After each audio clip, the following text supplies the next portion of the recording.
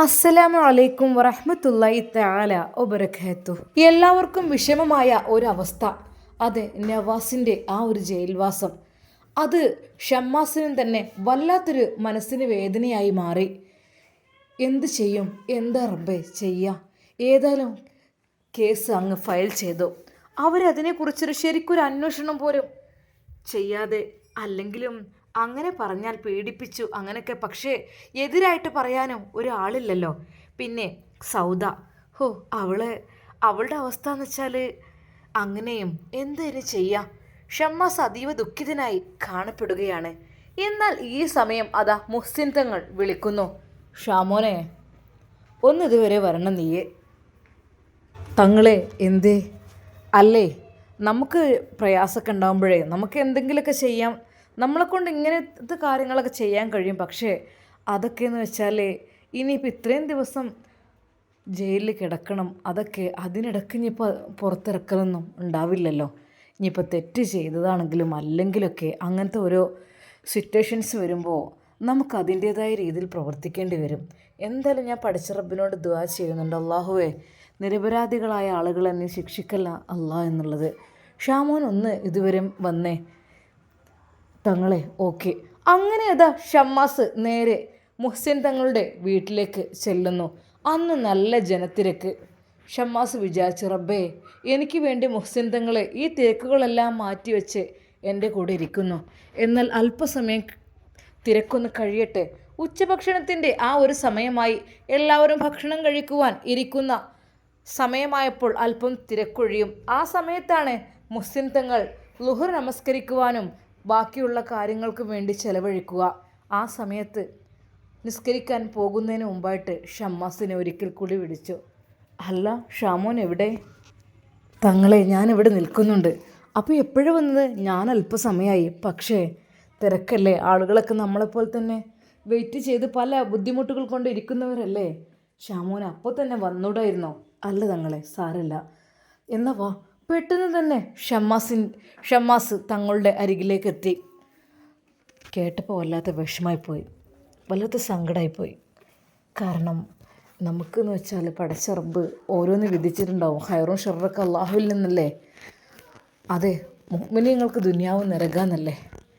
അങ്ങനെയുള്ള അവസ്ഥയിൽ നമ്മൾ എന്തൊക്കെ തന്നെയായാലും നമ്മൾ പടച്ച റബ്ബിനോട് ഒരിക്കലും നന്ദികേട് കാണിക്കരുത്.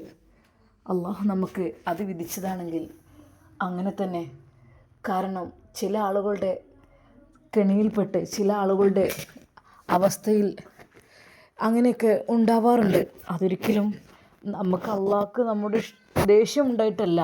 മുഅ്മിനീങ്ങൾക്ക് ദുനിയാവ് നരകാന്ന് കേട്ടിട്ടില്ലേ. പക്ഷേ എങ്ങനെയെങ്കിലും നമുക്കിത് തെറ്റൊന്നും ചെയ്തിട്ടില്ലല്ലോ.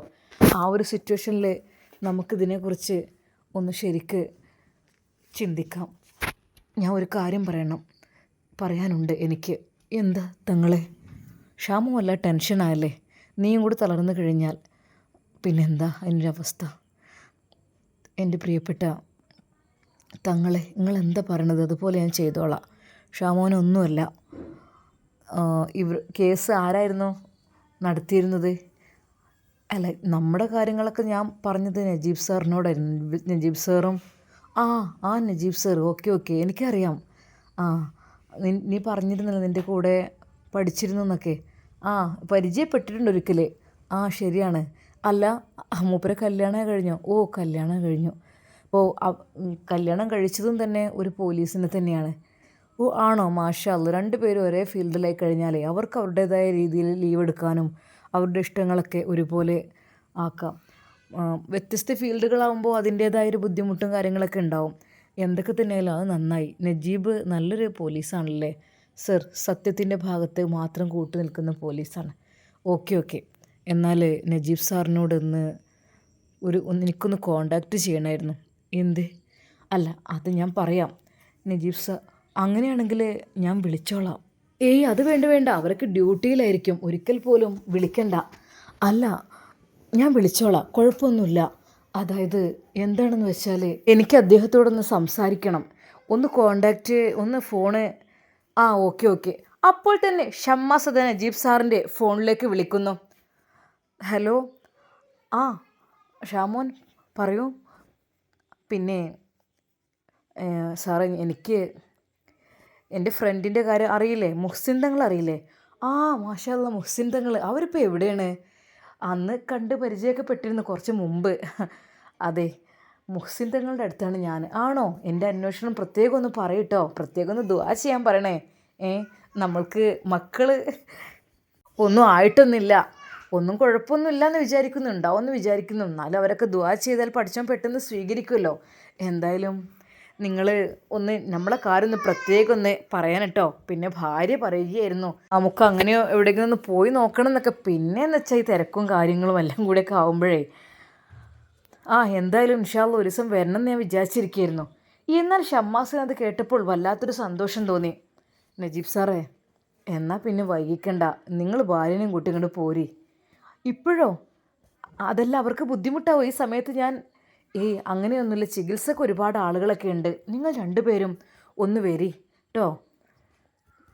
അതെ പഠിച്ചനെ, ഞങ്ങൾക്ക് അങ്ങനെ പെട്ടെന്ന് അങ്ങനെ കാണാനുള്ള അനുവാദമൊക്കെ ഉണ്ടാവുമോ? അതിനെന്താ, അങ്ങനെയൊന്നുമില്ല, ഞാൻ കൊടുക്കാം. ആയിക്കോട്ടെ. ഹലോ നജീബ് സാർ, അതാ തങ്ങളുമായി സംസാരിക്കുന്നു. ഹലോ, അസ്സലാമു അലൈക്കും. വലൈക്കും അസ്സലാം. നജീബ് സാറേ, നമ്മളെ ഓർമ്മയുണ്ടോ? നിങ്ങൾക്ക് എങ്ങനെ തങ്ങളെ മറക്കാൻ പറ്റുമോ? നിങ്ങളൊക്കെ നമ്മളെ കൂടപ്പിറപ്പ് പോലെ തന്നെ അല്ലേ? നിങ്ങൾ നമ്മളോട് സംസാരിക്കാൻ നിങ്ങൾക്ക് സമയം കിട്ടുമോ? അത് വിചാരിച്ചിട്ടാണ് ഞാനിങ്ങനെ കാണാൻ ഒരു ആഗ്രഹം പ്രകടിപ്പിക്കാറുണ്ട്. പക്ഷേ അതിനങ്ങോട്ട് ഒരുങ്ങിയിട്ടുമില്ല. ഷമ്മാസ് പിന്നെ അവിടെ എത്തിയെന്നൊക്കെ പറഞ്ഞപ്പോൾ എനിക്കും തന്നെ വല്ലാത്തൊരു ആകാംക്ഷ. ഞാൻ എൻ്റെ ഭാര്യ ഇങ്ങനെ പറയുമായിരുന്നേ, നമുക്കൊന്ന് എവിടെയെങ്കിലുമൊക്കെ ഒന്ന് പോയി നോക്കണം, പറയണം എന്നൊക്കെ ഇങ്ങനെ പറയുമായിരുന്നു. അത് ശരി, അങ്ങനെയാണെങ്കിൽ ഇങ്ങോട്ട് പോരി നിങ്ങൾ. എന്തെങ്കിലും പറയാനെന്തിനൊക്കെ ഉണ്ടെങ്കിൽ ആയിക്കോട്ടെ, ഇൻഷാ അല്ലാ ഞാൻ വരാൻ വേണ്ടി ശ്രമിക്കാം കേട്ടോ. പിന്നെ നിങ്ങളെ അങ്ങനെ തിരക്കുള്ള ദിവസമായിരിക്കും, ടോക്കണും ഇതൊക്കെ ഉണ്ടാവുമായിരിക്കില്ലേ? അതൊക്കെ ഉണ്ട്, നിങ്ങൾ പോരി, അതൊന്നും വിഷയമില്ല. ആയിക്കോട്ടെ ആയിക്കോട്ടെ, ഇൻഷാ അല്ലാ. ഷമ്മാസ് ഫോൺ വാങ്ങി. ഹലോ, എന്നാൽ പിന്നെ പറ്റുന്നുണ്ടെങ്കിൽ ഇപ്പോൾ തന്നെ ആയിക്കോട്ടെ. അപ്പോൾ തന്നെ അതാ ഷഹർബാനോട് നജീബ് സാർ പറയുന്നു. ഷഹർബാൻ, എന്തേക്ക അത് നീ ഇങ്ങനെ എപ്പോഴും പറയാറില്ല ഒരു തങ്ങളുടെ അടുത്തേക്കൊന്ന് പോകണം അങ്ങനെ ഇങ്ങനെയെന്നൊക്കെ. അതിനിപ്പോൾ നിങ്ങൾക്ക് ഒഴിവുണ്ടാവില്ലല്ലോ. ഞാൻ പറയും, നമുക്ക് നമ്മുടെ ഈ ജീവിതം മാത്രം പോരല്ലോ. നമുക്ക് വെറും പോലീസ് കേസ് കാര്യങ്ങൾ അതിൻ്റെ പിന്നാലെ മാത്രം പോയാൽ പറ്റൂലല്ലോ. നമ്മുടേതായ ഒരു ജീവിതം ഉണ്ടല്ലോ. നമ്മുടേതായ ജീവിതത്തിലൊരു അർത്ഥം ഉണ്ടെങ്കിലല്ലേ നമുക്ക് നാളത്തേക്കും ഒരു നമ്മളെ ഒരു അവകാശം ഉണ്ടാവുള്ളൂ. അങ്ങനെയൊക്കെ പറയുമ്പോൾ നിങ്ങൾ തിരക്ക് കാര്യങ്ങൾ പോകാൻ ഒഴിവില്ല അങ്ങനെ പറഞ്ഞ് നിൽക്കും. പിന്നെ വല്ല വെക്കേഷനും കിട്ടണമെങ്കിൽ വേറെ ഏതെങ്കിലും വഴിക്ക് പോവും. അങ്ങനെയൊക്കെയല്ലേ? അല്ല, എന്താ ഇപ്പോൾ എൻ്റെ വാക്കിന് വില ഉണ്ടായോ? എൻ്റെ പെണ്ണെ, നീ മാറ്റിക്കോ. സത്യം പറയിക്ക. അതെ പെണ്ണെ, നീ മാറ്റ്. അങ്ങനെയതാ അവർ മാറ്റി ഒരുങ്ങാൻ വേണ്ടി പോകുന്നു. അല്ലിക്ക, നിങ്ങൾ സത്യം പറയാം, നിങ്ങൾ എങ്ങോട്ടേ? ഞാൻ ഏത് രീതിയിലാണ് മാറ്റേണ്ടത്? എന്താ വേണ്ടത് നിനക്ക്? അല്ലേ, ഞാനിപ്പോൾ സാധാരണ രീതിയിൽ പോലീസ് യൂണിഫോമിൽ, പിന്നെ എപ്പോഴെങ്കിലും വിരുന്നൊക്കെ പോവുകയാണെങ്കിൽ ചുരിദാറിൽ, പിന്നെ അത്യാവശ്യം കുറച്ച് നല്ല ഭക്തിയുള്ള സ്ഥലത്തൊക്കെ ആകുമ്പോൾ പർദ്ദ അണിയും. അങ്ങനെയൊക്കെ അതാ ഞാൻ ഉദ്ദേശിച്ചത്. എന്നാലേ പർദ്ദ അണിഞ്ഞോ, അതായിരിക്കും എൻ്റെ പെണ്ണിന് മൊഞ്ച്.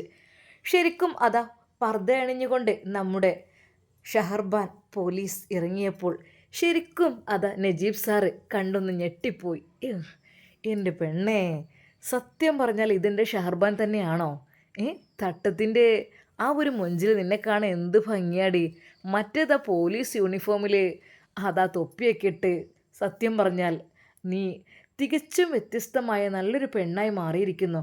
മാഷാ അല്ലാ, എന്തൊരു സുന്ദരിയാണ്. അപ്പോൾ ഇത്രയൊക്കെ സൗന്ദര്യം ഉണ്ടായിരുന്നോ? ഇല്ല പിന്നെ, സൗന്ദര്യം അല്ലെങ്കിൽ നമ്മളെ നോക്കാനൊന്നും സമയമില്ലല്ലോ. പ്രതികളെ പിടിക്കാനും ഓടാനൊക്കെ ഉള്ള ബദ്ധപ്പാടിലല്ലേ. അപ്പോൾ പിന്നെ എൻ്റെ സൗന്ദര്യമൊക്കെ ആര് കാണാൻ? ആര് പറഞ്ഞു പെണ്ണേ, നീ സൗന്ദര്യവതിയായ പോലീസ് തന്നെയല്ലേ? സത്യം പറയാലോ, ഓരോ കേസുകളിൽ നിന്നെ എനിക്ക് ഇടേണ്ടി വരുമ്പോൾ, അതായത് ഓരോ ക്രിമിനൽസിനെ ചെക്ക് ചെയ്യാനും പിടിക്കാനൊക്കെ, സത്യം പറഞ്ഞാൽ നിന്നെ എനിക്ക് ആ റോളിൽ നിന്നെ ഏൽപ്പിക്കേണ്ടി വരുമ്പോൾ എനിക്ക് ടെൻഷനാണ്. പഠിച്ചവനെ കാക്കണേന്ന് പറയാൻ പറ്റില്ലല്ലോ. എൻ്റെ പൊന്നിക്ക, അതിന് മാത്രമൊന്നും ഞാൻ ഇല്ല. ആര് പറഞ്ഞു? എൻ്റെ പെണ്ണ് സൗന്ദര്യമുള്ള പെണ്ണാണ്. പിന്നെ എനിക്ക് സത്യം പറഞ്ഞ നീ എപ്പോഴും പർദ്ദയിട്ട് നടക്കാനാണ് എനിക്കിഷ്ടം. പിന്നെ നീ ഏതായാലും കഷ്ടപ്പെട്ട് പഠിച്ചുണ്ടാക്കിയതല്ലേ ഈ ഒരു പോലീസ് എന്നുള്ള സ്വപ്നം. അപ്പോൾ ഞാനായിട്ട് നിൻ്റെ സ്വപ്നങ്ങൾക്ക് ഒരിക്കൽ പോലും എതിര് പറയണ്ടെന്ന് വിചാരിച്ചിട്ടാ എപ്പോഴും നീ പർദ്ദയായിട്ട് നടക്കുന്നത് തന്നെയാണ് എനിക്കിഷ്ടം. സത്യമായിട്ടും നജീബ് പോലീസിൻ്റെ ആ ഒരു വാക്ക് കേട്ടപ്പോൾ നമ്മുടെ ഷഹർബാൻ്റെ മനസ്സിൽ വല്ലാത്ത സന്തോഷം. എൻ്റെ ഇക്ക, നിങ്ങളുടെ ഇഷ്ടം എന്താ അതിനു വേണ്ടിയാ നിൽക്കും. പക്ഷേ ആളുകൾക്ക് സേവനം ചെയ്യണം, എന്നെക്കൊണ്ട് ഹെൽപ്പ് ചെയ്യണം എന്നൊരു മനസ്സിൽ ഉദ്ദേശം ഉണ്ടായതുകൊണ്ടാണ് ഞാൻ ഈ ഒരു ഫീൽഡിലേക്ക് തന്നെ വന്നത്. എനിക്കറിയാം പെണ്ണെ, അല്ലെങ്കിലും അന്വേഷണങ്ങൾക്കും കാര്യങ്ങൾക്കും പല കേസുകൾക്കും നീ കൂടെ ഉണ്ടാകുമ്പോൾ എനിക്കൊരു സമാധാനമാണ്, സന്തോഷമാണ്. ആ പിന്നെ കൂടുതൽ സംസാരിച്ച് നിൽക്കണ്ട, നമുക്ക് മുഹ്സിൻ തങ്ങളുടെ വീട്ടിലേക്ക് പോകാം. അങ്ങനെ അതാ തികച്ചും വേഷത്തിൽ നല്ല മാറ്റം വരുത്തിക്കൊണ്ട് ഷഹർബാനും ഇറങ്ങുന്നു. കാക്കിക്കുള്ളിലെ പോലീസ്. അപ്പോൾ അവളുടെ മനസ്സ് വേറെയായിരിക്കും. കാക്കിക്കുള്ളിൽ നിൽക്കുമ്പോൾ അവളുടെ മനസ്സിൽ അതെ, തെറ്റുകൾ കണ്ടുപിടിക്കണം, ക്രിമിനൽസിനെ കയ്യിലെടുക്കണം, ഒരാൾക്കും ഒരു ആപത്തും വരരുത്, പാവങ്ങളെ സംരക്ഷിക്കണം എന്നുള്ള ചിന്തയും എന്നുള്ള മനോഭാവമായിരിക്കും. എന്നാൽ ഇപ്പോൾ പർദ്ദയിൽ അവൾ സുന്ദരിയായി അണിഞ്ഞൊരുങ്ങിയപ്പോൾ ശരിക്കും ഭർത്താവ് നജീബിന് വല്ലാത്തൊരു സന്തോഷം തോന്നി. തൻ്റെ പ്രിയപ്പെട്ട ഭാര്യ എന്നും പർദ്ദയണിഞ്ഞ് നടക്കുമ്പോൾ എന്തൊരു മൊഞ്ചായിരിക്കും അതെന്നുള്ളത് അവനക്ക് തോന്നി. പക്ഷേ അവളുടെ ജോലിയുടെ ഭാഗമാണല്ലോ, സാരമില്ല. അങ്ങനെ അതാ അവർ യാത്ര പോകുന്നു. അതെ, ഇങ്ങനെയൊക്കെ പോരെ, തങ്ങളുടെ അടുത്തേക്ക് എത്തുമ്പോഴും മുഖം മറക്കേണ്ടി വരുമോ? ഏയ്, അങ്ങനെയൊന്നുമില്ല. തങ്ങന്മാരാകുമ്പോൾ അവർക്ക് നമ്മുടെ മുഖം കണ്ടാലാണ് പലതും മനസ്സിലാകുക, അല്ലാതെ മുഖമൊന്നും മറക്കണമെന്നൊന്നുമില്ല. അതൊക്കെ നിൻ്റെ ഇഷ്ടം, നമ്മുടെ ഇഷ്ടമാണ്. നമ്മുടെ സൗന്ദര്യം ഒരാൾ കാണാതിരിക്കണം എന്നുണ്ടെങ്കിൽ നമുക്ക് മുഖം മറക്കാം, അതൊക്കെ നമ്മളുടെ ഇഷ്ടം.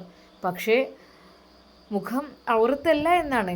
എന്നാൽ അന്യപുരുഷന്മാരുടെ മുമ്പിൽ സ്ത്രീ മുഴുവനും ഔറത്താണ് എന്നുള്ള ആ ഒരു ഫത്വയുമുണ്ട്. ആ ഓക്കെ, ഏതായാലും പോയി നോക്കാമല്ലോ. എന്തായാലും നിങ്ങൾ സംസാരിച്ചോളൂ, എന്തൊക്കെ തന്നെയായാലും നമുക്കിന്ന് പ്രത്യേക ക്ഷണം കിട്ടിയിട്ടുണ്ട്.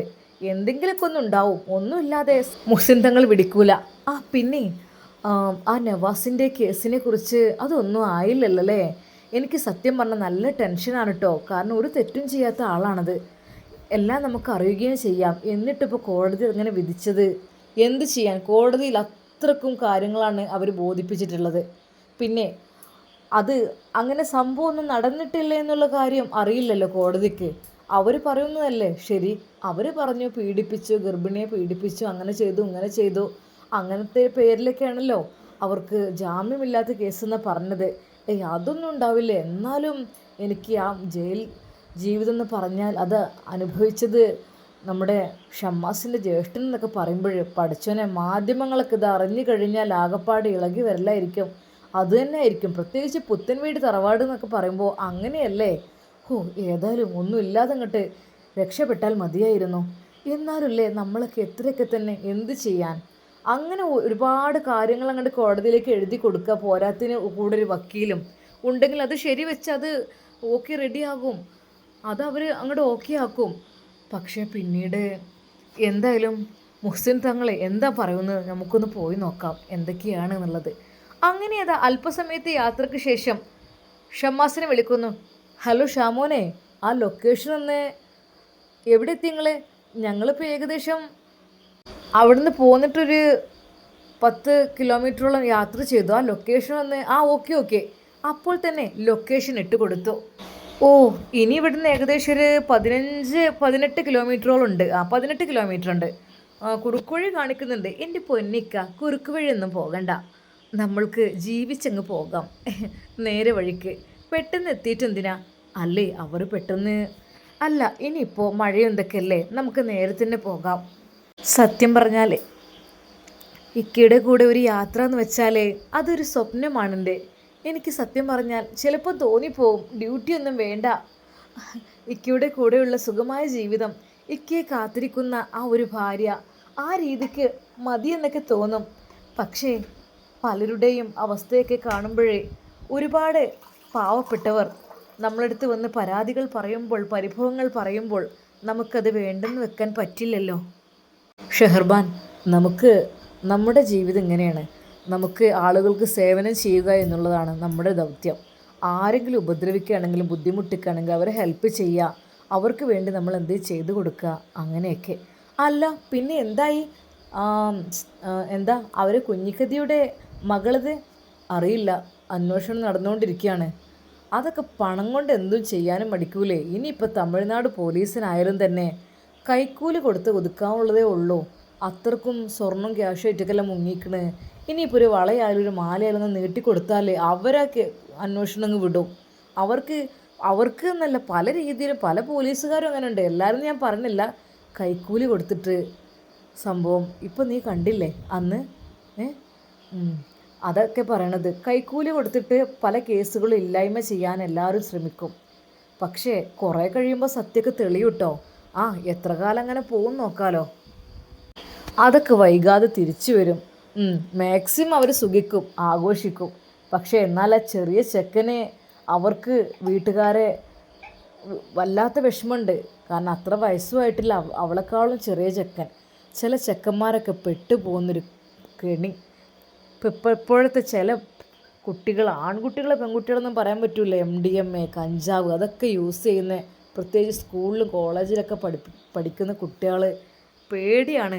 ലഹരി വിരുദ്ധ ക്ലാസ്സുകൾ എന്ത് നൽകിയിട്ടും എന്താ, ഒരു മിഠായി നൽകിയാൽ എന്താ, പിറ്റേ ദിവസം മിഠായിക്ക് വേണ്ടി കാത്തിരിക്കും. അതിലെന്തായിരിക്കും, കഞ്ചാവിൻ്റെ അംശം ഉണ്ടാവും, MDMA ഉണ്ടാവും. രക്തത്തിൽ കലർന്നു കഴിഞ്ഞാൽ പിന്നെ ടൈം ആകുമ്പോൾ അത് കിട്ടണം, അല്ലെങ്കിൽ ഭയങ്കര പ്രയാസമാണ്. നമ്മൾ എത്രയൊക്കെ തന്നെ ബോധവൽക്കരിക്കാൻ ശ്രമിച്ചു കഴിഞ്ഞാലും ഈ കുട്ടികൾ ഇങ്ങനെയൊക്കെ ചെയ്യുന്നതുകൊണ്ട് നമ്മളിപ്പോൾ എന്താ ചെയ്യുക. പിന്നെ ഇനിയിപ്പോൾ ഒരു 5 കിലോമീറ്ററും കൂടെ ഉള്ളൂ കേട്ടോ. ആയിക്കോട്ടെ. അങ്ങനെ അവർ വീണ്ടും യാത്ര തുടർന്നു. എന്നാൽ അല്പസമയത്തിന് ശേഷം ലൊക്കേഷൻ അനുസരിച്ച് ഒരു വലിയ വീടിൻ്റെ ഗേറ്റിന് മുമ്പിൽ ആ വാഹനം നിന്നു. അല്ല, ഇത്രയധികം ഇവിടെ എന്താ പരിപാടി എന്തെങ്കിലും ഉണ്ടോ? അല്ലോ, നമ്മൾ ഈ പരിപാടിയിലേക്കാണ് വന്നത്. എന്തോ ഫംഗ്ഷൻ നടക്കണം തോന്നുന്നുണ്ടല്ലോ. ഇനി അവിടേക്കാണ് വിളിച്ചത്. എന്നാൽ ശരിക്കും വാഹനത്തിൽ നിന്നിറങ്ങിയ അവർ അത് കണ്ട് അത്ഭുതപ്പെട്ടു. അതെ, വലിയൊരു നിര തന്നെ. അത് ഒരുപാട് ബെഞ്ചുകളുണ്ട്, അതുപോലെ ചെയറുകളുണ്ട്. അതൊക്കെ തിങ്ങി നിറഞ്ഞ് നിൽക്കുന്നു. ബാക്കിയുള്ള ആളുകൾ അവിടെ പടുത്തുണ്ടാക്കിയ ആ ഒരു ബെഞ്ചിലും സിമൻറ്റ് ബെഞ്ചിലും ഒക്കെ ആയിട്ട് ഇരിക്കുന്നുണ്ട്. ഇതിപ്പോൾ എന്തിവിടെ? പെണ്ണേ, ഇതാണ് മുഹ്സിൻ തങ്ങളുടെ വീട്. മുഹ്സിൻ തങ്ങൾക്ക് ചികിത്സയ്ക്ക് വേണ്ടിയിട്ടാണ്, അല്ലാതെ കല്യാണത്തിന് വന്നതല്ല ഇവിടെ. ശരിക്കും അവൾ ഞെട്ടിപ്പോയി. ഷഹർബാനെ അത്ഭുതപ്പെട്ടു. പഠിച്ചോനെ, ഇത്രയധികം ഇവിടെ ആളുകളുണ്ടെങ്കിൽ അതിൻ്റേതായ ഫലം കണ്ടിട്ടായിരിക്കുമല്ലോ അല്ലേ. എന്നാൽ ഈ സമയം നജീബ് സാർ ഷമ്മാസിനെ വിളിക്കുന്നു. ഹലോ, എത്തിയോ? ഞാനങ്ങോട്ട് പുറത്തേക്ക് വരാം. അപ്പോഴേക്കും ഷമ്മാസ് പുറത്തേക്ക് വന്നു. സ്ത്രീകൾക്ക് കടക്കുവാനുള്ള ആ സ്ഥലം അപ്പുറത്ത് കൂടെയാണ്. ഷഹർബാൻ അതിലെ കയറി. നജീബ് സാർ ഇതിലെയും. അസ്സലാമു അലൈക്കും. വലൈക്കും അസ്സലാം വറഹ്മത്തുള്ളാഹി. വരി. അല്ല, നമുക്ക് ഉള്ളിലേക്ക് പ്രവേശനം ഉണ്ട്. അതായത് നമുക്ക് പ്രത്യേകമായിട്ട് കിടക്കാനൊക്കെ പറ്റും. ഇവിടെ പിന്നെ എന്നും പേഷ്യൻ്റ് വരുന്നതാണ്. പല അസുഖങ്ങൾ കൊണ്ടും ബുദ്ധിമുട്ടുകൾ കൊണ്ടും ഒക്കെ വരുന്നവരുണ്ട്.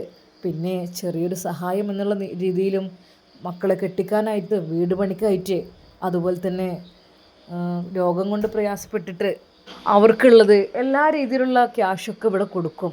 അതുകൊണ്ടാണ്, അതായത് ഒരുപാട് ആളുകൾ ഇതിനു വേണ്ടി മാത്രം വന്നവരല്ല.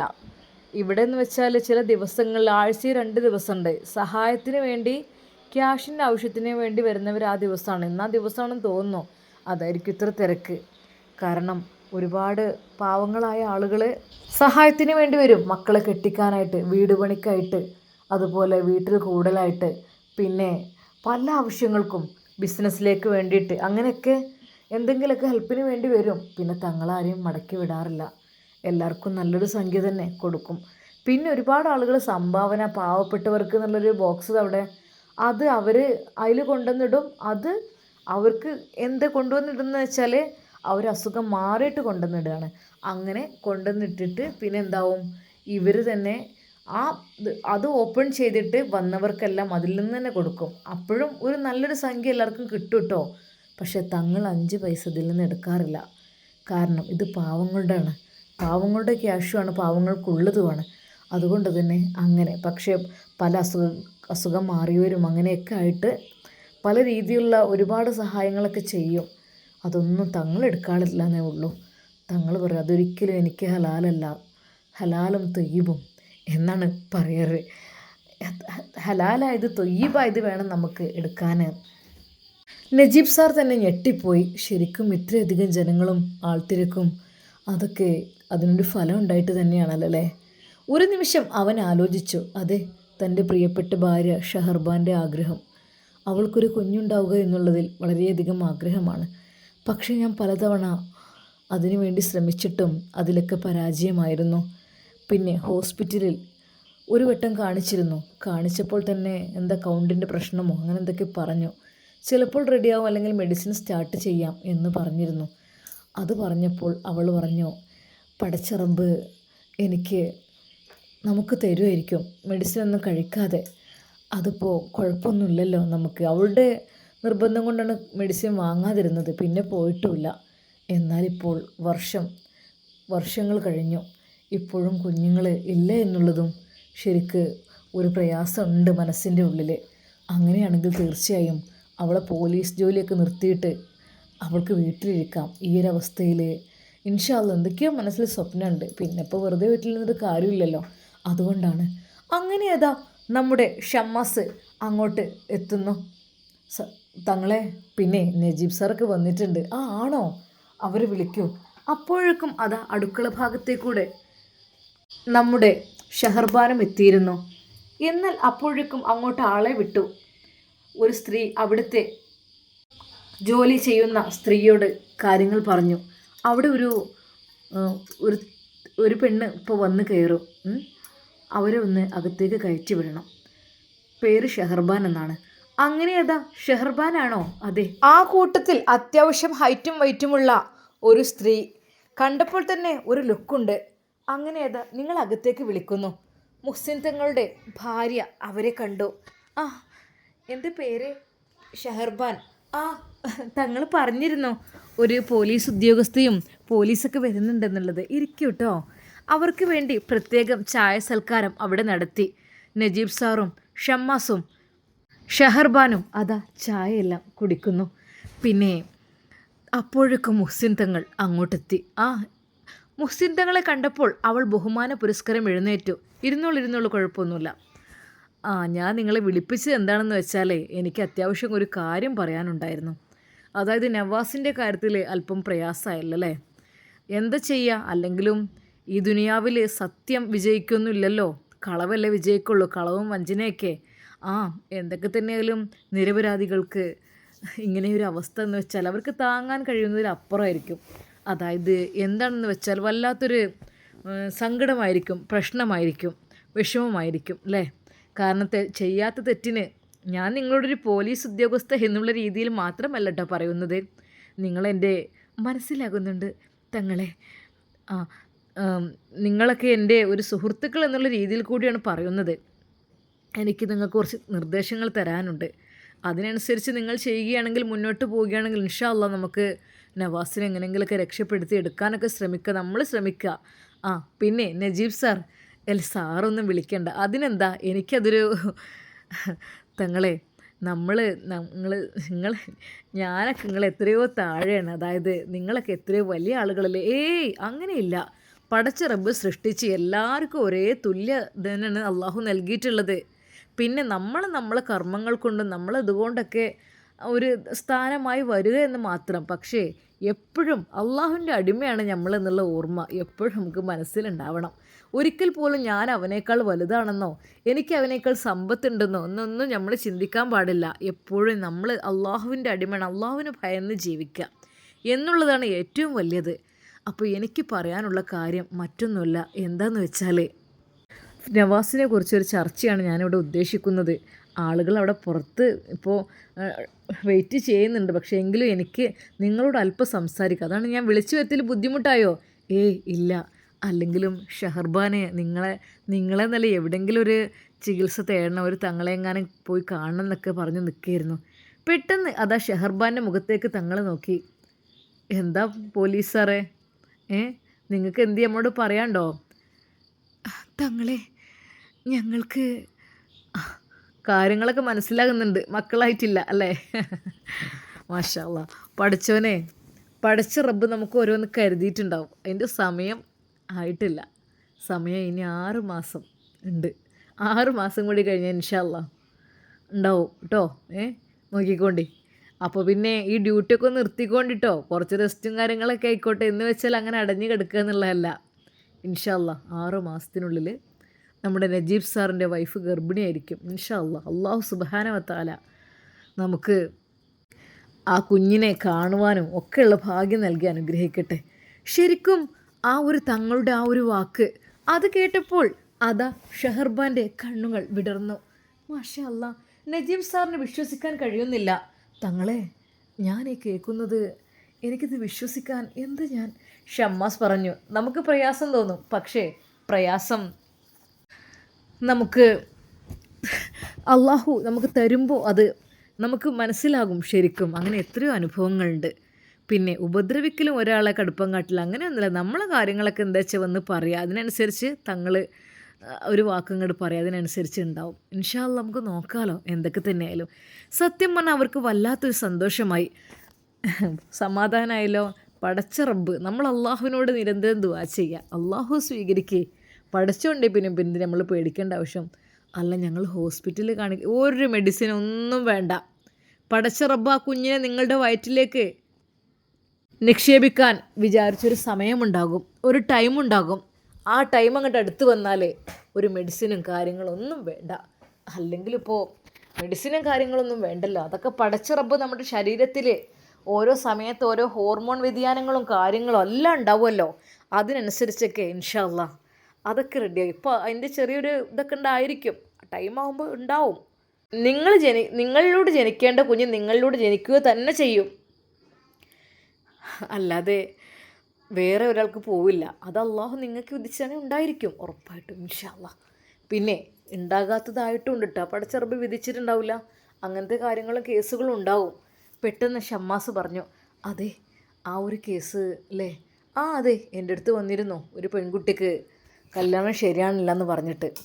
കല്യാണം ശരിയാണില്ല തങ്ങളെ, എൻ്റെ കുട്ടിക്ക് ഞാൻ എന്താ ചെയ്യുക എന്ന് പറഞ്ഞപ്പോൾ എന്താ തങ്ങൾ പറഞ്ഞു തന്നോ, ഈ കുട്ടിക്ക് ഇതിൽ കല്യാണം കാണുന്നില്ല, നോക്കിയിട്ട് കല്യാണം കാണുന്നില്ല കേട്ടോ, ഈ ദുനിയാവിൽ വെച്ച് ആ കുട്ടിക്കൊരു കല്യാണം ഇല്ല എന്ന് പറഞ്ഞു. എന്നാൽ ആ പറഞ്ഞൊരു 2-3 മാസം കഴിഞ്ഞപ്പോഴേ ആ ഒരു വാർത്ത കേട്ടു തങ്ങൾ തന്നെ ഷോക്കായിപ്പോയി. അതായത് ആ പെൺകുട്ടി മരണപ്പെട്ടിരിക്കുന്നു. ശരിയാണ്, പറഞ്ഞത് എത്ര കാര്യമാണ്. അവർക്ക് കണക്ക് നോക്കിയൊക്കെ ഏറെക്കുറെ മനസ്സിലാവും.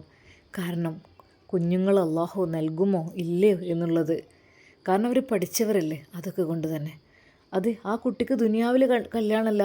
അപ്പം തന്നെ തങ്ങൾ ദുആ ചെയ്ത്, അള്ളാഹുവേ റഹ്മാനെ, ദുനിയാവിൽ വിവാഹം ആ കുഞ്ഞിന് ലഭിച്ചിട്ടില്ല റഹ്മാനെ, ആഖിറത്തിൽ നിൻ്റെ സ്വർഗ്ഗപൂങ്കാവനത്തിൽ നിന്ന് നല്ലൊരു പുതിയാപ്പിള കുട്ടിയെ നീ കൊടുക്കല്ല എന്ന് പറഞ്ഞ് വിതുമ്പിക്കൊണ്ടാണ് ദുആ ചെയ്തത്. ആ ദുആ മതി, പടച്ച റബ്ബ് സ്വീകരിക്കും. പാവം.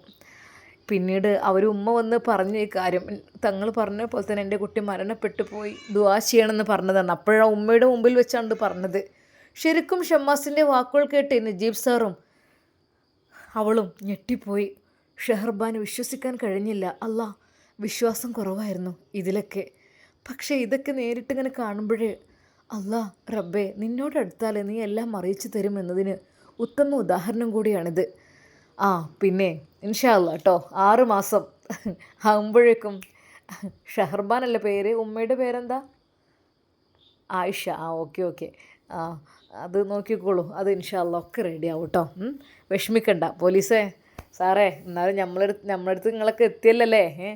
എന്താ തങ്ങളെ, നമ്മളൊക്കെ പാവങ്ങളല്ലേ, നിങ്ങളൊക്കെ തന്നെ നമുക്കുള്ളൂ. ആ ഒക്കെ റാഹത്താവും, ശരിയാവും. എന്നാൽ ഇരിക്കി 2 പേരും. അങ്ങനെ അതാ തങ്ങൾക്ക് അഭിമുഖമായിക്കൊണ്ട് അവർ ഇരുന്നു. ഇപ്പോൾ ഞാൻ സംസാരിക്കുന്നത് നമ്മളെ പഴയ കൂട്ടുകാരെന്നുള്ള നിലക്കല്ല. നമ്മളിപ്പോൾ ഒരു ഫ്രണ്ട്ഷിപ്പും ഇല്ലാത്ത രീതിയിലാണ് ഇപ്പോൾ സംസാരിക്കുന്നത്. ഞാൻ പറയാം, ഷമ്മാസും അത് കേട്ടിരുന്നു. നമ്മുടെ നവാസിൻ്റെ കാര്യത്തിൽ കുറച്ച് റിസ്ക് ആണ്. അതായത് അത്രക്ക് അങ്ങനത്തെ രീതിയിലുള്ള കേസുകളാണ് കെട്ടിച്ചമച്ചുണ്ടാക്കിയിട്ടുള്ളത്. അത് വലിയ നൂലാമാലകളായിട്ട് അതിങ്ങനെ ആയിക്കൊണ്ടേയിരിക്കും. കാരണം ഗർഭിണിയെ പീഡിപ്പിച്ചു, ഗർഭിണിയെ എന്തൊക്കെയോ പറഞ്ഞിട്ട് ഉപദ്രവിച്ചു, അങ്ങനെ ഇങ്ങനെ എന്നൊക്കെ പറഞ്ഞ് പലതും ഉണ്ടാക്കി കൂട്ടിയിട്ടുണ്ട്. സ്ത്രീ സുരക്ഷ എന്നുള്ള സംഭവത്തിനോടനുബന്ധിച്ച് അതൊക്കെ സ്ത്രീകൾക്കെതിരെ വരുന്ന ഒരു വലിയ കേസ് തന്നെയായിരിക്കും. പക്ഷേ സംഭവമൊന്നും ഉണ്ടായിട്ടില്ല. നവാസ് അവളെ സംരക്ഷിച്ചതാണ് എന്നുള്ളത് അവർക്കറിയില്ലല്ലോ. അവർക്ക് ഇനിയിപ്പോൾ എന്തൊക്കെ തന്നെയായാലും അപ്പോൾ നമുക്ക് ഇതിലും വേണ്ടത് തെളിവാണ്. തെളിവ് മീൻസ് ഒരു പക്ഷേ ആരെയാണ് ഉപദ്രവിച്ചത് അവരുടെ തെളിവ് നമുക്ക് കിട്ടണം. അതുകൊണ്ട് എനിക്ക് എൻ്റെ സാറോടും എൻ്റെ പോലീസ് സാറ് മാഡത്തിനോട് എനിക്ക് പറയാനുള്ളത്, നിങ്ങൾ നല്ലൊരു അന്വേഷണത്തിന് വേണ്ടി പുറപ്പെടണം. അതായത് നിങ്ങൾ ഈ ഒരു പോലീസ് വേഷത്തിൽ ഒരിക്കലും പോകരുത്. ഇതല്ല, ഈ വേഷത്തിൽ നിങ്ങൾ പോയാലും മതി. മൊഞ്ചായിട്ടുണ്ട് രണ്ടാളുടെയും വേഷം. കണ്ടാൽ പോലീസ് ഉദ്യോഗസ്ഥരാണെന്ന് കണ്ടാൽ തോന്നുകയില്ല. അപ്പോൾ എനിക്ക് പറയാനുള്ളത് എന്താ വെച്ചാൽ, നിങ്ങൾ ഈ ഒരു വേഷത്തിൽ നേരെ പോകണം. എങ്ങോട്ട്? ഈ ഒരു പരാതിക്കാരി ജയിലിലാണെന്ന് അറിഞ്ഞു. പക്ഷേ പരാതി ആരുടെ പേരിലാണ് ഉണ്ടാക്കിയത്, ആ ഒരു വ്യക്തിയുടെ അരികിലേക്ക് നിങ്ങൾ ചെല്ലണം. നിങ്ങൾ ചെന്നിട്ട് ശാന്തമായി, ഒരിക്കലും പോലീസ് ഒന്നും അറിയരുത്, എന്താണ് നിങ്ങളുടെ അവസ്ഥ, നിങ്ങൾ എങ്ങനെയായിരുന്നു നിങ്ങളുടെ ദാമ്പത്യ ജീവിതം, എങ്ങനെയായിരുന്നു നിങ്ങളുടെ ഭർത്താവ് നിങ്ങളോട് പെരുമാറിയിരുന്നത്, എങ്ങനെയായിരുന്നു നിങ്ങളുടെ ആ വീട്ടിലെ അവസ്ഥ, കാര്യങ്ങൾ ഗൾഫിൽ ആയിരുന്നൊക്കെ പറഞ്ഞല്ലോ. ഗൾഫിൽ പോയപ്പോൾ എന്തായിരുന്നു നിങ്ങളുടെ ഭർത്താവിൻ്റെ പ്രതികരണം, നിങ്ങളുടെ എങ്ങനെ കെയർ ചെയ്തു, ഉപദ്രവിച്ചോ, നിങ്ങളെ ഇല്ലാതാക്കാൻ ശ്രമിച്ചോ, അങ്ങനെയൊക്കെ എല്ലാം നിങ്ങളൊന്ന് ക്വസ്റ്റ്യൻ ചെയ്യണം, വിശദമായി ക്വസ്റ്റ്യൻ ചെയ്യുക. അപ്പോൾ ഞങ്ങളിവിടെ ഹെൽത്തിൻ്റെ ആളുകൾ അങ്ങനെ എന്തെങ്കിലും പറഞ്ഞ് ചെന്നാൽ മതി. അങ്ങനെ പോലീസൊന്നും പറയണ്ട. നമ്മൾ നിങ്ങളുടെ ഒരു സ്ത്രീയുടെ ആരോഗ്യം എന്നുള്ള നിലക്ക് അവരെ ഒന്ന് സംരക്ഷിക്കുന്ന രീതിയിൽ, അങ്ങനെ കുറഞ്ഞൊരു അസുഖമൊക്കെ ആയതല്ലേ, അതിൻ്റെ രീതിയിലൊന്ന് നിങ്ങൾക്ക് ഒന്ന് വന്നതാണ്, അതിനുള്ള ട്രീറ്റ്മെൻറ്റ് നൽകാനാണ്, അങ്ങനെ എന്തെങ്കിലും പറഞ്ഞൊന്ന് ചെന്നാൽ മതി. ഒരിക്കലും ഇതൊരു ഇതിനല്ല കേട്ടോ, നമ്മൾ ഒരു കാര്യത്തിന് വേണ്ടിയിട്ടാണ്, നമുക്കൊരു തെളിവ് ശേഖരിക്കുക എന്നാണ് ഇതിൻ്റെ ലക്ഷ്യം.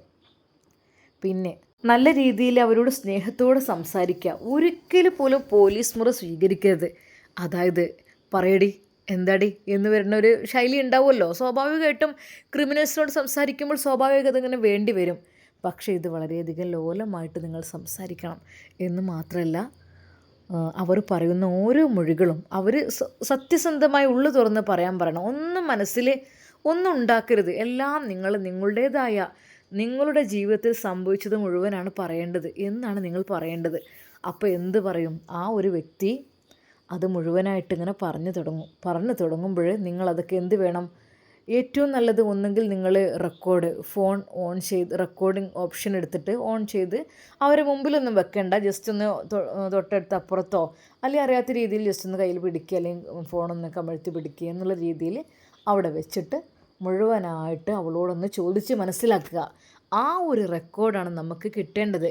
സത്യസന്ധമായി അവൾ പറയും. നമ്മൾ സ്നേഹത്തോടെ ചോദിക്കുകയാണെങ്കിൽ സത്യസന്ധമായി പറയും. ദേഷ്യത്തോടെ ചോദിക്കുകയാണെങ്കിൽ ഒരു പക്ഷേ കളവ് പറയും. ഇത് സത്യത്തിൽ നല്ല രീതിയിൽ, നിങ്ങൾക്കറിയാലോ പോലീസുമാർക്ക് ഏതൊക്കെ രീതിയിൽ പെരുമാറാൻ കഴിയുമെന്നുള്ളത്. പല രീതിയിൽ അവർക്ക് സ്വഭാവം മാറ്റിയെടുക്കാം. അപ്പോൾ ഷെഹർബാൻ കേൾക്കുന്നുണ്ടല്ലോ അല്ലേ? അത് തങ്ങളെ കേൾക്കുന്നുണ്ട്. അപ്പോൾ എല്ലാം ഒന്ന് നിങ്ങൾ നല്ല മയത്തിൽ ചോദിക്കുക. അവരത് ഓപ്പണായിട്ട് പറയും. അങ്ങനെ ഓപ്പണായിട്ട് എല്ലാം പറയുന്നതൊക്കെ റെക്കോർഡ് ചെയ്യുക. ഓക്കെ, എന്നിട്ട് പോരാ സമയത്ത് അവർക്കൊരു സമ്മാനം എന്താണെന്ന് വെച്ചാൽ നിങ്ങളുടെ ഇഷ്ടത്തിന് കൊടുക്കുക. നിങ്ങൾ ഇതുവരെ ഞങ്ങളോട് സഹകരിച്ചതിന് നന്ദി എന്നൊക്കെ പറഞ്ഞിട്ട് സന്തോഷിപ്പിക്കുക. ഓക്കെ, അപ്പോൾ അവർക്കും കൂടുതൽ വേറെന്തൊക്കെയോ പറയാൻ വീണ്ടും തോന്നും. അങ്ങനെ അതൊക്കെ ഒന്നും കൂടെ റെക്കോർഡ് ചെയ്ത് ഓക്കെ ആക്കിയിട്ട് എന്നാൽ ശരി ഞങ്ങൾ പിന്നീട് കുഴപ്പം എന്തേണ്ടേ അറിയിക്കണം എന്നൊക്കെ പറഞ്ഞിട്ട് പോരുക. ഓക്കെ, അപ്പോൾ അങ്ങനെ ചെയ്ത് കഴിഞ്ഞാൽ തീർച്ചയായും നമുക്ക് നല്ലൊരു സത്യസന്ധമായിട്ടുള്ള തെളിവുകൾ കിട്ടും. അല്ലാതെ ഒരുപാട് അതും പറഞ്ഞതാക്കിയൊരു കാര്യമല്ല. അവൾ തന്നെ ഉള്ളു തുറന്ന് സംസാരിക്കട്ടെ. ഓക്കെ, അത് ഞാൻ നിങ്ങളോട് പറയാൻ വേണ്ടിയിട്ടാണ് വിളിപ്പിച്ചത്. തങ്ങളെ, അതെ, ഈ ഒരു ബുദ്ധി ഞങ്ങൾക്ക് തോന്നിയിട്ടില്ല. കാരണം ഞങ്ങൾ ഇനിയിപ്പോൾ എന്ത് ചെയ്യുമെന്നുള്ള ആകപ്പാട് ടെൻഷനിലായിരുന്നു. കാരണം നവാസിൻ്റെ കാര്യം ആലോചിക്കുമ്പോഴും ഒക്കെ. തങ്ങളെ, നിങ്ങളിത് പറഞ്ഞു തന്നില്ലേ, ഒരുപാട് നന്ദി. അതെ, നല്ലൊരു ഓപ്ഷനാണ് പറഞ്ഞു തന്നത്. എന്നാൽ ഷമ്മാസ് പറഞ്ഞു, അതെ, നമ്മുടെ തങ്ങളെ വെറും തങ്ങളെ മാത്രമല്ല, നല്ല സൈക്യാട്രിസ്റ്റ് കൂടിയാണ്. എങ്ങനെ ഒരാളെ കയ്യിലെടുക്കാം, എങ്ങനെ ഒരാളോട് എത്രമാത്രം കെയർ ചെയ്ത് സംസാരിക്കാം, അവർ മനസ്സിനുള്ളിൽ എങ്ങനെ തുറക്കാം എന്ന് സാറിന്, അല്ല സോറി തങ്ങൾക്ക്, എന്താണ് സാറെന്നോ എന്നെ? അല്ല സാറെന്നും വിളിക്കാലോ, കാരണം ഈ രീതിയിലുള്ള സൈക്കാട്രിസ്റ്റൊക്കെ പഠിച്ച ആളല്ലേ. അങ്ങനെയൊക്കെ പറയാം. കാരണം കൗൺസിലിങ്ങിനൊക്കെ വേണ്ടി ഒരുപാട് ആളുകളൊക്കെ വരുന്നുണ്ടല്ലോ. കാരണം തീരെ നമ്മൾ അവരെ മാറ്റിയെടുക്കുക എന്നുള്ളത് നമ്മളതാണ്. അവരെ നമ്മൾ ഹാപ്പിയാക്കി വിടുക, ടെൻഷനായി വരുന്നവരെ ഹാപ്പിയാക്കി വിടുക. അങ്ങനെ പല രീതിയിലുള്ള ട്രീറ്റ്മെൻ്റ് ഉണ്ട്. ചുരുക്കി പറഞ്ഞാൽ ഡോക്ടർ കൂടിയാണ് നമ്മുടെ മുഹ്സിൻ തങ്ങൾ. അങ്ങനെയൊന്നുമില്ല കേട്ടോ. എപ്പോഴും താഴ്മയോട് കൂടി ജീവിക്കണം. ഒരിക്കലും അഹങ്കരിക്കരുത്. അഹങ്കാരം നമ്മുടെ ശരീരത്തിൽ ഉണ്ടാകാൻ പാടില്ല. അങ്ങനെയൊക്കെ നമ്മൾ പഠിച്ചോനെ മറക്കും. എപ്പോഴും താഴ്ന്ന പഠിച്ചോൻ നിന്ന ഒരു കഴിവുകൊണ്ട് അള്ളാഹു അത് എടുത്തു കഴിഞ്ഞാൽ അത് കഴിഞ്ഞും ചെയ്തു. അത് അള്ള തന്നതാണ്. അള്ള തരുന്നത് നമുക്ക് അള്ള കൊണ്ടുപോവുകയും ചെയ്യും. അങ്ങനെയാണ്. ഒരിക്കലും ഇത് എൻ്റെതല്ല. ഞാൻ നിങ്ങളോടൊന്ന് പറഞ്ഞെന്ന് മാത്രം. അപ്പോൾ എനിക്ക് പറയാനുള്ളത് എന്താണെന്ന് വെച്ചാൽ, എൻ്റെ പ്രിയപ്പെട്ട കൂട്ടുകാർ ഈ കാര്യം ഒന്ന് സംസാരിക്കട്ടോ അവളോട് അറിയാത്ത രീതിയിൽ. ഇനിയിപ്പോൾ വീട്ടിലെ ഷാമോൻ ഐഷുമ്മ പോലും സംഭവം അറിയണ്ട, ഹെൽത്തിൻ്റെ ആളുകളാന്ന് പറഞ്ഞാൽ മതി. ഓക്കെ, ഐഷുമ്മ പോലും സംഭവം അറിയണ്ട. എന്തായാലും കുറച്ചൊക്കെ മുഖമൊക്കെ ഒന്ന് ഷാൾ കൊണ്ടൊക്കെ ഒന്ന് സെറ്റാക്കി ഇതാക്കിയിട്ട് അങ്ങനെയൊക്കെ കുറച്ചൊരു പോലീസ് വേഷത്തിലല്ലാത്ത രീതിയിൽ നിങ്ങൾക്ക് പോയിട്ട് ഒരു മാറിയ വേഷത്തിൽ പോയിട്ടൊക്കെ ഒന്ന് അവരോടൊന്ന് സംസാരിച്ച് ഒക്കെ ഒന്ന് സെറ്റാക്കി എടുക്കുക ഇൻഷാ അല്ലാഹ്. ഓക്കെ. എന്നാൽ മുഹ്സിൻ തങ്ങളുടെ വാക്കുകൾ കേട്ടപ്പോൾ ശരിക്കും അതാ നമ്മുടെ നജീബ് സാറിൻ്റെ കണ്ണുകൾ നിറഞ്ഞു. തങ്ങളെ, സത്യം പറഞ്ഞ പഠിച്ചവനായിട്ടാണ് ഞങ്ങളെ മുമ്പിലേക്ക് നിങ്ങൾ എത്തിച്ചത്. പഠിച്ച റബ്ബിനോട് എങ്ങനെ നന്ദി പറയണമെന്നറിയുന്നില്ല. ഷഹർബാൻ്റെ കണ്ണുകൾ നിറഞ്ഞിരുന്നു. തങ്ങളെ, ഞങ്ങൾക്ക് നിങ്ങൾ തന്ന വാക്ക് അതെൻ്റെ മനസ്സിലുണ്ട് കേട്ടോ. അതെ, പഠിച്ച റബ്ബിനോട് ദുആ ചെയ്യട്ടോ. ഇൻഷാ അല്ലാഹ് 6 മാസം ആകുമ്പോഴേക്കും ഇൻഷാ അല്ലാഹ് നിങ്ങളുടെ ജീവിതത്തിലേക്ക് ഒരാൾ വരും. ഇൻഷാ അല്ലാഹ് കേട്ടോ, ദുആ ചെയ്യ പ്രത്യേകം. എന്നാൽ തങ്ങളെ, എന്നാൽ അപ്പോഴേക്കും അവർക്കുള്ള ഫുഡും കാര്യങ്ങളും എല്ലാം ഒരുക്കിയിരുന്നു. എന്നാൽ ഞങ്ങൾ തങ്ങളെ പോട്ടെ. അല്ലല്ല, ഫുഡ് ഉണ്ടാക്കും നിങ്ങൾക്കിവിടെ. ഞങ്ങൾ കഴിച്ചില്ല, ചായയല്ലേ കഴിച്ചത്, നിങ്ങൾ ഫുഡ് കഴിക്കുക. അപ്പോഴേക്കും സ്പെഷ്യൽ ഐറ്റംസ് ഫുഡും കാര്യങ്ങളുമെല്ലാം അവിടെ റെഡിയാക്കിയിരുന്നു. സ്പെഷ്യൽ ഗസ്റ്റുകൾക്ക് വേണ്ടിയിട്ട് അകത്ത് തന്നെയായിരുന്നു കൊടുത്തിരുന്നത്. അങ്ങനെ അതാ അവർ ഫുഡെല്ലാം കഴിച്ചു. സത്യം പറഞ്ഞാൽ അവൾക്ക് തോന്നി, എൻ്റെ ഇക്ക ഇവിടുത്തെ ഫുഡ് കഴിച്ചപ്പോൾ തന്നെ വല്ലാത്തൊരു റാഹത്ത് എനിക്ക്. അതടി, പടച്ചോനെ ഭയന്ന് ജീവിക്കുന്നവരല്ലേ, അള്ളാഹു എന്നുള്ള ചിന്ത മാത്രമുള്ളവരല്ലേ, അപ്പോൾ അതിൻ്റേതായിട്ടൊരു ബർക്കത്തൊക്കെ ഉണ്ടാകും. അങ്ങനെ അവർ ഫുഡെല്ലാം കഴിച്ച് സന്തോഷത്തോടു കൂടി തങ്ങളോട് യാത്ര പറയുകയാണ്. തങ്ങളെ, എന്നാൽ ഞങ്ങൾ ഇൻഷാ അല്ലാഹ് അപ്പോൾ പറഞ്ഞ പോലൊക്കെ ചെയ്യട്ടോ. അപ്പോൾ അവിടെ തിരക്കുണ്ട്, ആളുകൾ കൂടിയിരിക്കണം, ഞാൻ പോട്ടെ കേട്ടോ. എന്നാൽ ആയിക്കോട്ടെ, എന്നാൽ ശരി. അങ്ങനെ അതാ തങ്ങളുടെ ആ ഒരു ചികിത്സയുടെ റൂമിലേക്ക് അങ്ങോട്ട് ഇരുന്നു. ശരിക്കും നമ്മുടെ നജീബ് സാറും നമ്മുടെ ഷഹർബാനും അതാ കാറിലേക്ക് കയറി. അവളുടെ മുഖം വല്ലാതെ അങ്ങ് പ്രകാശിച്ചിരുന്നു. ഷഹർബാൻ, പോകുമ്പോൾ ഇത്രയൊന്നും ഭംഗിയില്ലായിരുന്നു, ഇപ്പോൾ ഒന്നും കൂടെ കൂടിയല്ലോ. അല്ലാഹ്, നമുക്ക് പഠിച്ച റബ്ബ് നല്ലൊരു സന്തോഷ വാർത്തയല്ലേ അറിയിച്ചു തന്നിരിക്കുന്നത്. അതെ, ശരിയാണ്. ഇൻഷാ അല്ലാഹ് നമുക്ക് കാത്തിരിക്കാം.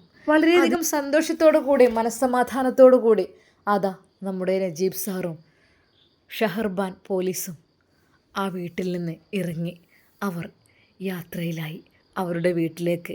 മനസ്സിൻ്റെ ഉള്ളിൽ ഒരുപാട് പ്രതീക്ഷകൾ.